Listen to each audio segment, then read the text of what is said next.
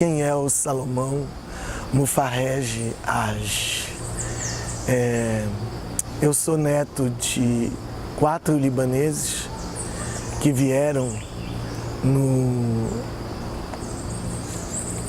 início do século passado, não é, para fazer a América, como todos os estrangeiros que vêm ao Brasil. De tradição de comerciantes, assim, isso marcou muito a nossa infância e até a nossa juventude.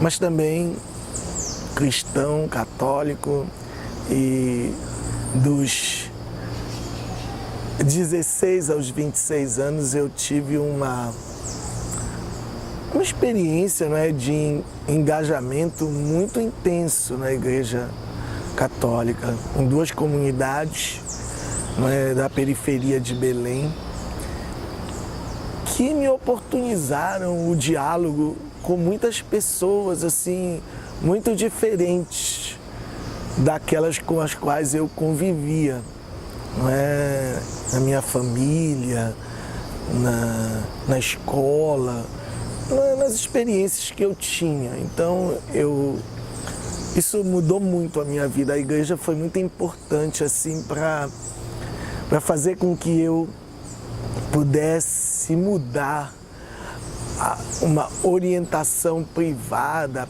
privatista, comercial, para uma perspectiva do social, do público, do político. Claro que depois da igreja, não é, o ingresso na universidade, no sindicato dos professores, na própria universidade, não é? Esse sentido do público, ele foi se fortalecendo, ele foi se consolidando. Hoje eu compreendo, não é, que existe algo além da vida do que acumular, enriquecer, que a própria prosperidade ela pode ser coletiva, não é? Ela precisa ser ética e não menos política por causa disso. Bem, eu estudei em São Paulo durante 5 anos, na PUC. Isso fez com que eu me tornasse mestre, doutor em educação. Tive uma experiência nos Estados Unidos, não é, que, ao contrário do que muita gente poderia, não é, imaginar, foram experiências que fortaleceram o sentido da militância, do compromisso com a educação, com a organização das classes populares, das classes trabalhadoras. Bem, e ao voltar para Belém, eu era da Universidade do Estado do Pará, fiz concurso para a Universidade Federal do Pará e logo no início eu fui convidado a coordenar um programa de alfabetização de jovens e adultos na Transamazônica, financiado pelo Pronera. Eu não tinha muita clareza do que era o Pronera, mas tinha alguma experiência, não é, com a educação popular, com a alfabetização de jovens e adultos. A educação popular entrou na minha vida no curso de pedagogia. Acho que na disciplina Introdução à Educação, assim, eu tive o encontro, né, a leitura da Pedagogia do Oprimido, o que é o livro do Brandão, o que é método Paulo Freire, e a partir daí, não é, o ingresso no movimento estudantil, no Centro Acadêmico de Pedagogia, a participação na Executiva Nacional dos Estudantes de Pedagogia, a organização dos encontros nacionais de pedagogia. Uma coisa vai levando a outra e você vai paulatinamente, não é, fazendo a transição da igreja para o sindicato, não é, dos professores para o Partido dos Trabalhadores. Então, essas foram as experiências assim que me aproximaram cada vez mais dos movimentos sociais, da organização social e política. Bem, de modos que em 2002, quando eu fiz o concurso para a UFPA, eu fui convidado a fazer uma experiência, a coordenar uma experiência de alfabetização de jovens e adultos na região da Transamazônica, financiada pelo Pronera. Bem, eu não tinha muita ideia do que seria o Pronera, não é? Mas a oportunidade de interagir com os assentados da reforma agrária, a gente coordenava 120 turmas ao longo de toda a região da Transamazônica, o contato com as lideranças sindicais desses municípios, a organização política do movimento em defesa da Transamazônica e do Xingu e a inserção do Pronera no Movimento Nacional de Educação do Campo. Quer dizer, o movimento já tinha realizado a sua primeira conferência e em 2004 realizou a segunda conferência. Então havia toda uma quantidade de ações políticas que aconteciam em nível da Transamazônica, em nível do estado do Pará, quando a gente conseguiu criar o Fórum Paraense de Educação do Campo, em nível nacional, participando, não é, dos seminários e dos encontros nacionais do Pronera. Bem, isso foi, de certa forma, mostrando para mim que por dentro da universidade eu poderia desenvolver as minhas atividades de ensino, de pesquisa, de extensão, não é? Em diálogo com os movimentos sociais, não é? Engajado com esses movimentos, na militância política.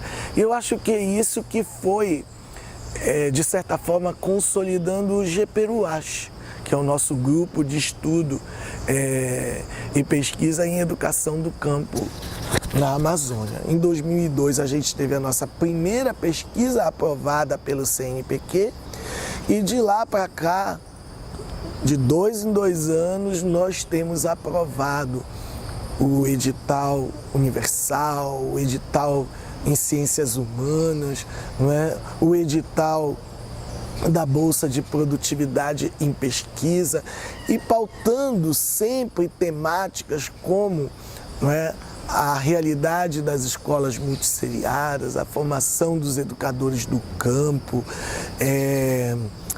a política de nucleação e transporte escolar, todas as ações que o Fórum Paraense de Educação do Campo vem constituindo, não é, no movimento paraense por uma educação do campo e agora no período mais recente, não é, a compreensão com mais clareza, não é, de que a educação do campo no território da Amazônia, não é, tem suas expressões, não é, suas territorialidades próprias que articulam, não é, terra, água e floresta, não é, com uma sociodiversidade impressionante, não é? Isso tem marcado ou demarcado cada vez mais, não é, o nosso processo de territorialização, a construção das nossas identidades individuais e coletivas, não é? o Salomão, o professor Salomão, o pesquisador Salomão, não é? O grupo de pesquisa, as atividades que a gente tem de extensão, de ensino, seja na coordenação do programa Escola da Terra, não é, que forma os professores das escolas multisseriadas, não é, e seja, não é, no Procampo, quando a gente atua nos cursos de formação de educadores no campo, seja no Pronera, seja no Saberes da Terra, entendeu? Acho que hoje eu me sinto assim, num momento muito especial de compreender, não é? E ao mesmo tempo de vivenciar, experimentar, não é? Processos de produção de conhecimento, de comunicação do conhecimento, não é? De formação dos sujeitos em diálogo com os movimentos e organizações sociais e sindicais do campo e da cidade. O nosso encontro com a Amazônia, apesar da gente ter nascido na Amazônia, de ser a Amazônia da gema, não é? Mas, assim, a clareza e a consciência do pertencimento à Amazônia, ele tem sido construído, afirmado, fortalecido, não é? Fundamentalmente nesses últimos anos, em que a gente, ao realizar os nossos estudos, não é, com os sujeitos da Amazônia, seja com as populações extrativistas, com as populações ribeirinhas e pescadoras, com as populações quilombolas, com as populações indígenas, com os assentados, não é, acampados, agricultores familiares.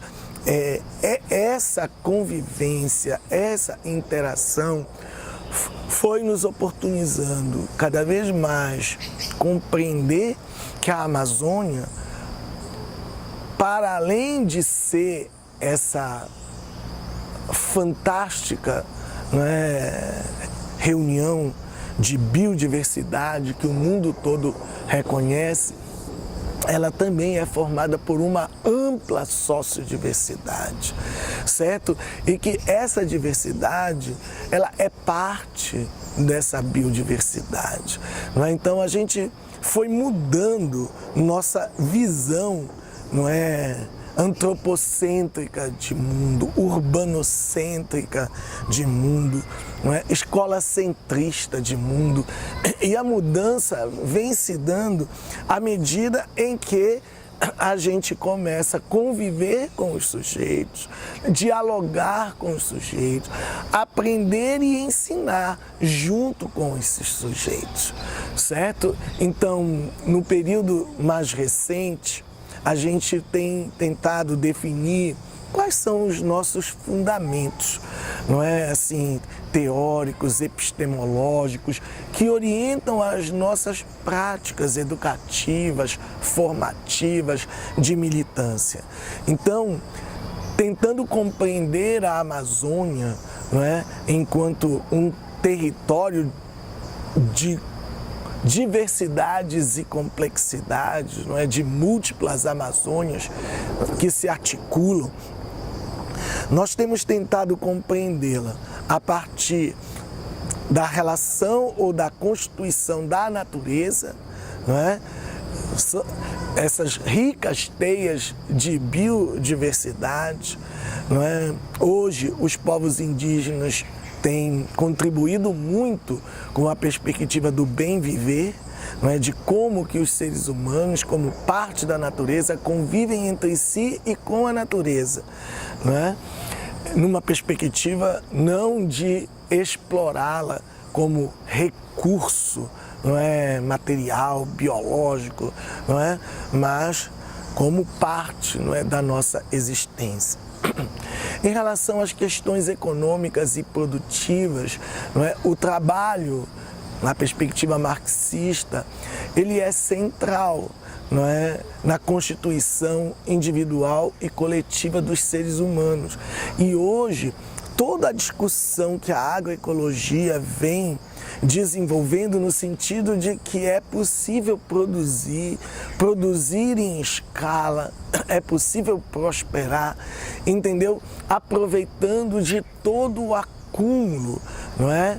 Produzido em termos de conhecimento pela humanidade, não só pela ciência, não é? Há vários conhecimentos de tradição oral, de tradição ancestral, não é, que não são pautados pelo paradigma acadêmico e científico e que têm sua validade para a compreensão do mundo e que podem contribuir, não é, para a transformação, para a emancipação.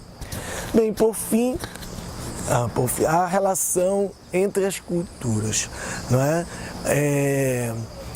Nós temos nos aproximado cada vez mais da perspectiva decolonial, no sentido de compreender que o padrão de poder hegemônico, não é, existente na sociedade, ele não é só capitalista, mercadológico, ele também é eurocêntrico, ele também é colonial.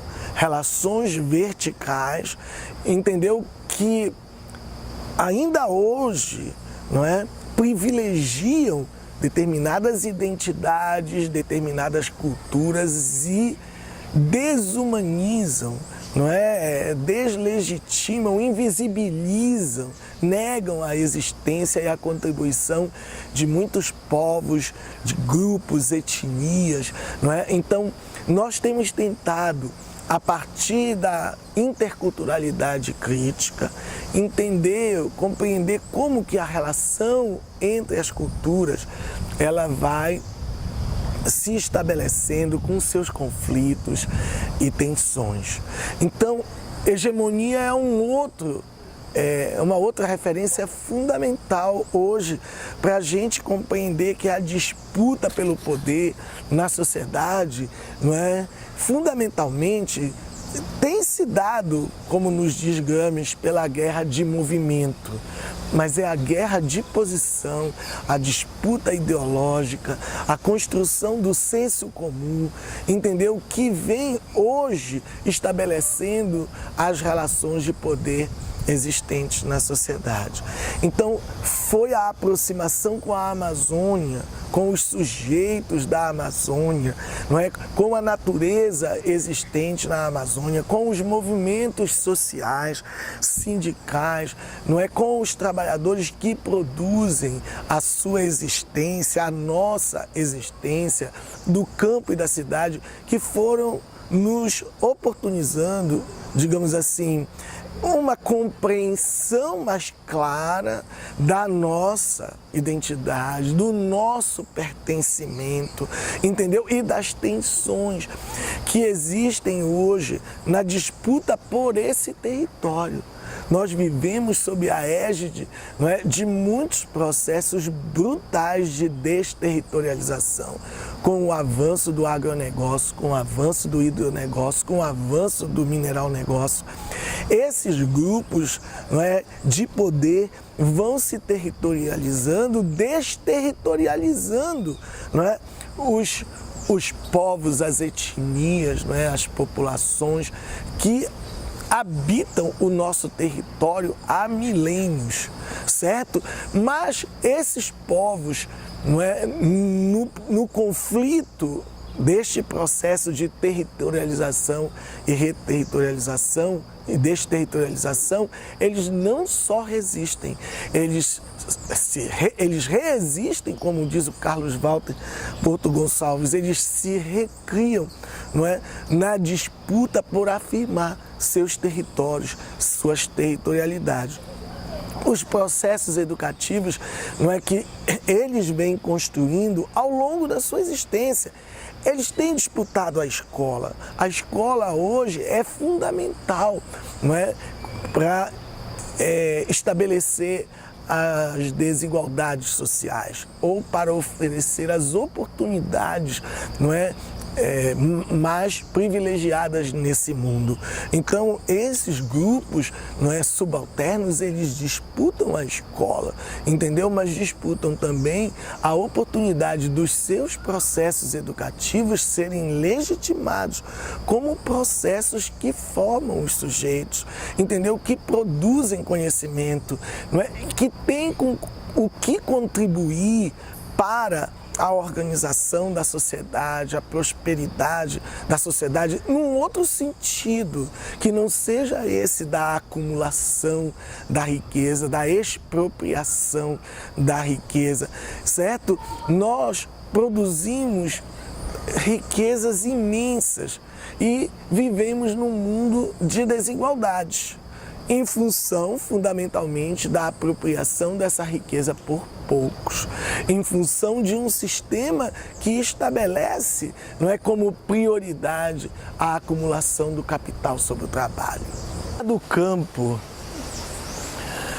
hoje no Brasil, é necessário falar sempre no plural, não é? Dos territórios do campo, dos territórios rurais. Não é? A diversidade é uma marca, não é, de constituição dos territórios e das territorialidades, das identidades culturais dos povos tradicionais e camponeses. Bem, mas falar do campo é necessário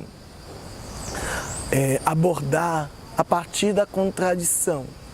Você tem hoje, não é, o campo com seus sujeitos, não é, a partir da sociodiversidade, bastante ativos, atuantes. Nós temos muitas organizações, movimentos sociais e sindicais, não é, que têm lutado pela afirmação dos seus territórios, dos seus direitos humanos e sociais, do seu direito à produção da existência, o reconhecimento da diversidade. Então, hoje, o protagonismo dos movimentos sociais, ele é bastante explícito, não é? Às vezes, muito mais fortalecido do que as organizações urbanas ou representantes, não é, dos trabalhadores, não é, das populações urbanas. Bem, mas esse movimento se dá em meio a um processo brutal de negação histórica dos direitos sociais e humanos, não é, nos territórios rurais.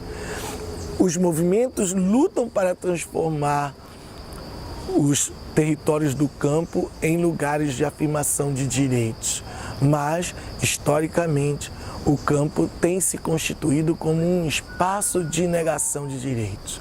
E, em termos educacionais, é nítido os níveis de escolaridade, certo? São sempre menos elevados que os territórios urbanos, a quantidade de professores não qualificados, de professores temporários, a infraestrutura das escolas, pela falta de investimento público, não é, que oportunize as escolas, não é, a oferecer água potável, a oferecer energia, internet e todas as condições necessárias. A referência de professores não qualificados tem a ver com a existência ainda de professores, não é, atuando nas escolas públicas somente com o ensino fundamental completo ou com o ensino fundamental completo, não é, sequer com a formação em magistério em nível médio. No estado do Pará, nós temos hoje 18 mil professores, não é, que atuam nos territórios rurais sem o curso de graduação. Assim como nós temos hoje mais da metade, são 16 mil professores trabalhando no campo com contratos temporários. Isso impõe a esses educadores, não é, um processo de rotatividade muito grande, de constrangimento muito grande, porque eles vivem à mercê, não é, dos prefeitos, secretários de educação, vereadores e seus parentes para conseguir ser lotados, para conseguir continuar trabalhando, não é? E cuidar da sua existência e das suas famílias. Bem, então é no campo que todas essas mazelas, infelizmente, acontecem como resultado, nesse período mais recente, das políticas de austeridade, não é? Que restringe o financiamento público, não é? O investimento público nas políticas sociais, em educação e saúde. Bem, associado a isso, como parte dessa política, não é? Numa perspectiva da relação custo-benefício, não é? Se tem generalizado a ideia, não é, de que a política de nucleação com investimento no transporte escolar possa ser uma solução, não é, para esse processo de precarização, com uma visão muito preconceituosa, não é, de que as escolas rurais, por estarem localizadas nas pequenas comunidades, que, em geral, pela extensão territorial que tem o Brasil, a Amazônia, não é? Elas se encontram distantes da sede do município. Então, o poder público considera, não é, que o fechamento dessas escolas, não é, o investimento na criação de escolas núcleos, o processo de polarização, não é, o investimento no transporte escolar poderia trazer benefícios, não é, para a população. Afinal de contas, não é, é assim que acontece nos territórios urbanos, não é? São espaços bastante populosos, entendeu? Muito diferentes dos espaços do campo, não é? Que tem suas características próprias, não são piores nem melhores, são diferentes. Mas a territorialização dos sujeitos do campo e das próprias escolas, elas se dão, não é, na relação que os sujeitos, individual e coletivamente, produzem a sua existência, na relação com o rio, na relação com a floresta, na relação com a terra. Então, esse processo, ele tem sido desconhecido, invisibilizado, não é, descaracterizado por aqueles que defendem a política de nucleação, o investimento no transporte escolar. Não é por outro motivo, não é, que nesses últimos 15, 20 anos, mais de 75 mil escolas, não, mas mais de 100 mil escolas foram fechadas em todo o Brasil, não é? Só no campo 75 mil, não é? Fecha-se a escola e não se dá conta de que isso vai forçando a migração campo-cidade, a expulsão dessas famílias, primeiro das crianças, das mães e depois da família inteira para os centros urbanos, não é? E isso vai oportunizando, não é, o avanço do agronegócio, do latifúndio, da exploração do mineral, não é, na região. Quer dizer, há toda uma intencionalidade, não é, de territorialização e desterritorialização.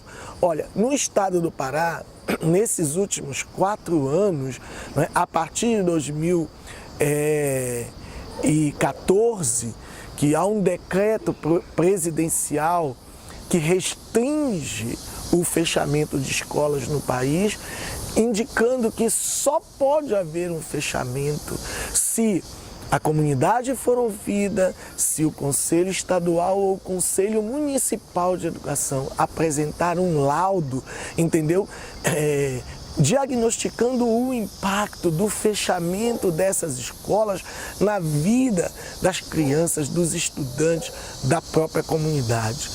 Os gestores públicos têm passado por cima da legislação, entendeu? Assim, eles têm criado normatizações próprias, não é?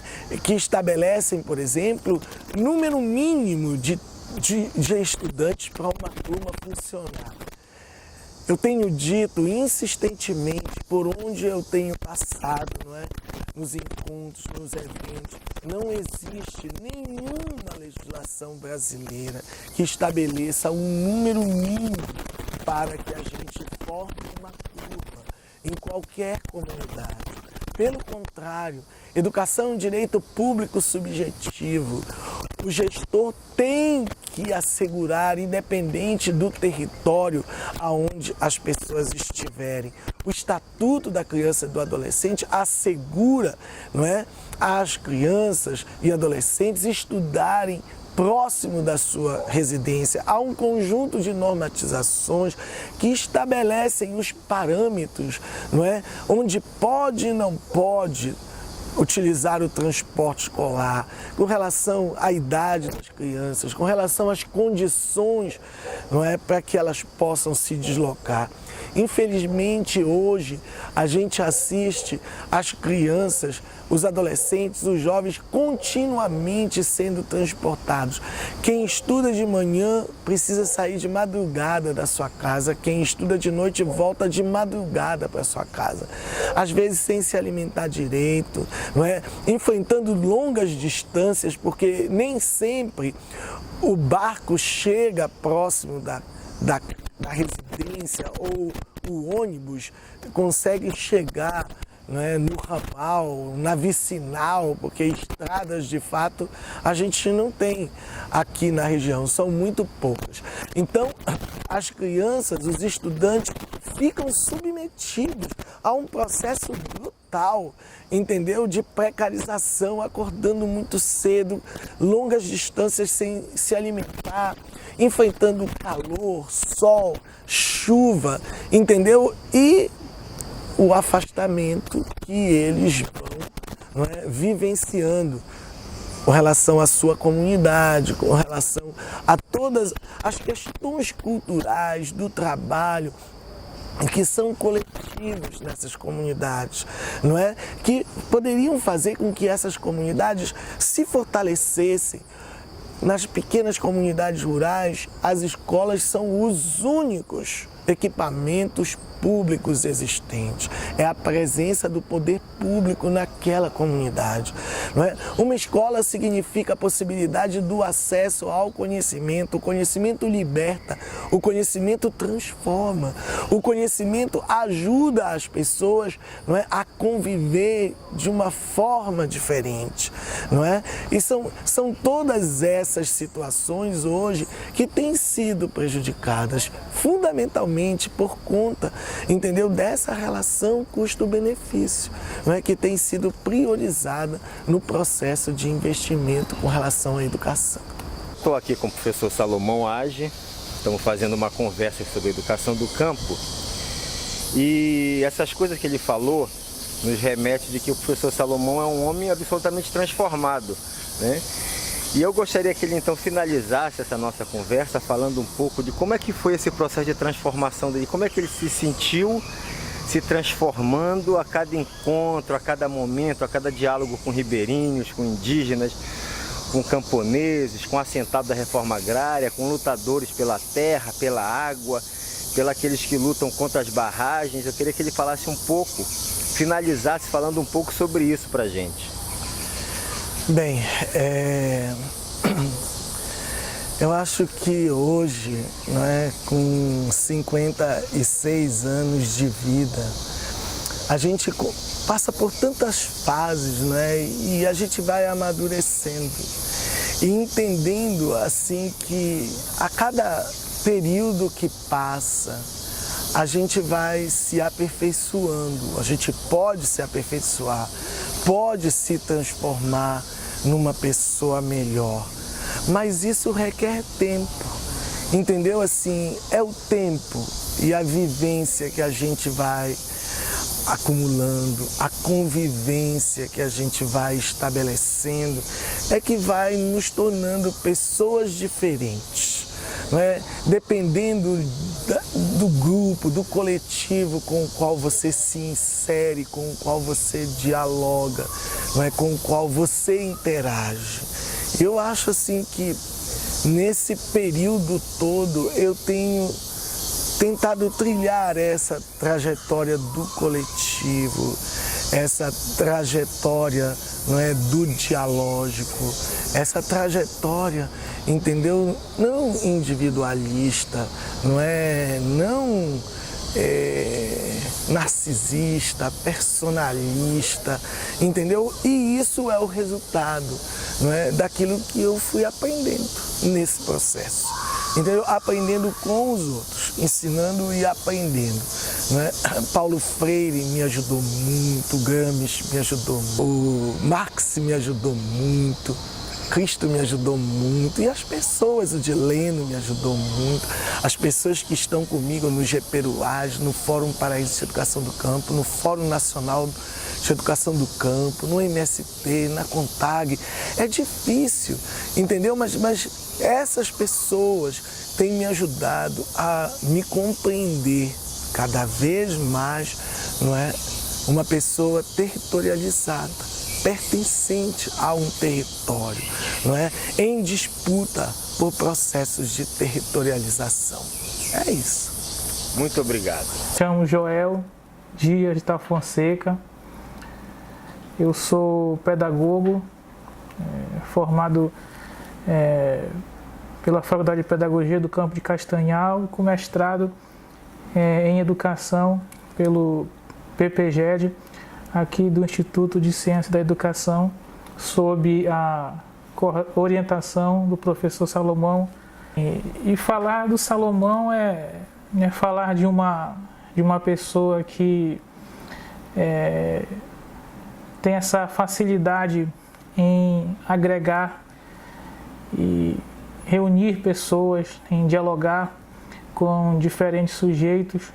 É como se fosse um segundo pai para a gente, né? Eu me recordo, eu sempre faço questão de dizer que eu passei 5 anos em outro campus universitário, cheguei aqui no ICED para fazer o mestrado, conhecia o GPUAS há pouco tempo, não tive esse tempo de vivência com eles, e o Salomão assim me acolheu.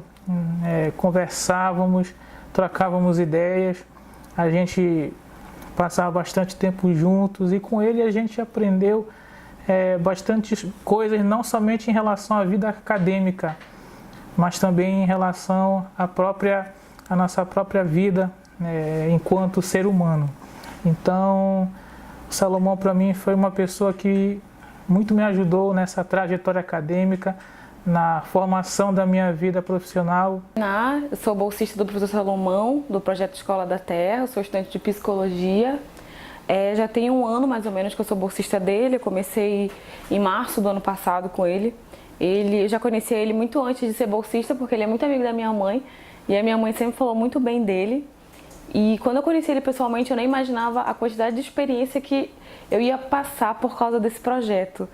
Eu falo para todo mundo que ser bolsista do professor Salomão me deu experiências que a sala de aula não me daria. Eu tive a oportunidade de viajar para participar das formações nos municípios aqui do Pará. Eu achei muito interessante. Eu acho muito interessante também o Salomão defender essa causa da educação do campo. Eu lembro que na psicologia eu tive uma experiência não muito boa com escola muito seriada, não era falavam de uma maneira como se fosse algo muito ruim, e quando eu vim pra cá eu vim com essa ideia achando que era uma coisa ruim. E o Salomão mudou completamente todo o meu conceito que eu tinha em relação a isso. Eu achei ele uma pessoa incrível, muito inteligente, muito cheio de experiência, e acho que eu só tenho a crescer com ele. Eu sou Nazaré Araújo, eu sou advogada, trabalho com o professor Salomão Age nos programas de educação do campo desde 2005, desenvolvendo projetos.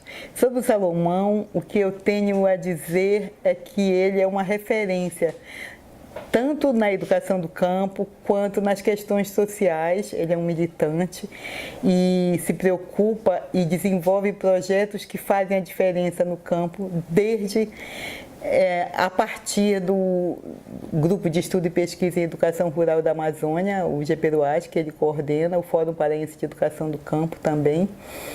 Ele representa uma referência de inclusão, porque é professor da Universidade Federal do Pará, na graduação, no mestrado, no doutorado, no pós-doutorado, e seus orientandos têm, a partir da experiência dele, a possibilidade de serem incluídos nessa atividade que ele desenvolve, que é o fortalecimento da educação do campo. Além disso, ele também se preocupa com a instrumentalização das escolas de conselhos, dando formação aos conselheiros tutelares e de direitos para fortalecer a proteção de crianças e adolescentes. O Salomão é um precursor no que diz respeito ao estudo das escolas multisseriadas, dando visibilidade e encontrando soluções, desenvolvendo projetos que fortalecem o campo e o povo do campo. Que os programas que o Salomão já desenvolveu, Pronera, a Escola da Terra, Saberes da Terra, todos eles buscam fomentar a educação do campo e fortalecer os educadores do campo. É uma política que ele defende. É isso. Dorilene Melo e sou estudante da pós-graduação da Universidade Federal do Pará e aluna do professor Salomão. Primeiramente, eu gostaria de falar que o professor Salomão é uma pessoa maravilhosa, uma pessoa comprometida, né, com todas as causas sociais, principalmente as causas da educação, uma pessoa simples, uma pessoa humilde, acolhedora, alegre, disposta e amável. E enquanto professor, eu conheci o professor Salomão quando eu tinha 18 anos, logo que eu passei no vestibular em pedagogia. E de lá para cá, ele tem sido para mim uma referência no campo da educação. Cursei o mestrado e agora o doutorado, sempre sob a sua orientação, porque acredito e confio na forma com que ele vê o mundo e o sentido que ele dá para a educação.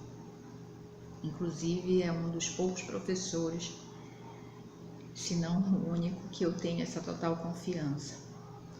Bem, o professor Salomão é um professor que o tempo todo problematiza a educação. Constantemente ele coloca a educação no campo da problematização e isso nos faz refletir sobre os problemas que perpassam a educação na nossa região, no nosso país, no nosso estado.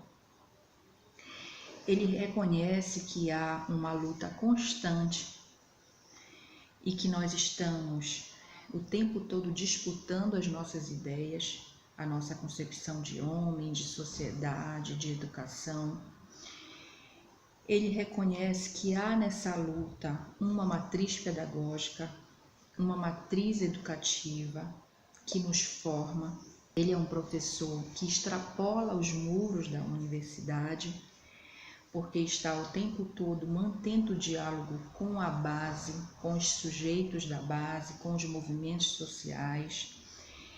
E isso é enriquecedor, porque nos tira dessa zona de conforto, de pesquisadores que estão alienados desse processo que é conjuntural. E ele faz o tempo todo análise de conjuntura, considerando o contexto político, o contexto econômico da nossa região e do nosso país, e reavalia o tempo todo a sua concepção de homem, a sua concepção de educação, a sua concepção de sociedade. O tempo todo ele reavalia a postura dele e as concepções que ele traz enquanto pesquisador, enquanto professor. Ele é um homem, um professor comprometido com a vida. Ele pensa o tempo todo a existência das pessoas, a forma como as pessoas estão colocadas no mundo e a forma como elas são, por muitas vezes, oprimidas por esse sistema dentro dessa nossa sociedade capitalista. Então ele é o tempo todo comprometido com essa vida. para que as pessoas tenham uma vida digna, para que elas tenham uma vida justa, principalmente as pessoas que estão na condição de oprimidos, como todos nós estamos. Ele reconhece que o oprimido, nesse processo de luta, ele tem muita força e que essa força, ela educa, ela nos educa, ela nos ensina. Essa força são dos diversos sujeitos que nós temos, que fazem parte da Amazônia, nós, urbanos, os quilombolas, os povos indígenas, os ribeirinhos, os assentados, a força dos movimentos sociais, a força da educação básica. Essa força ele reconhece, por isso ele nunca sai do campo da luta. Então, para além da academia, a referência que o professor Salomão nos para todos nós que somos alunos é uma referência enquanto ser humano que dialoga, enquanto ser humano que é muito preocupado com a educação das pessoas e é muito preocupado com a emancipação dos oprimidos. Eu nunca falei para ele, mas eu sempre falo para as pessoas que, para mim, ele é o Paulo Freire da Amazônia. Ele é uma referência muito importante para todos nós da Universidade Federal do Pará, da área da educação, muito importante para nós, sujeitos da Amazônia, muito importante para o nosso país. É mais ou menos isso. Muito obrigada.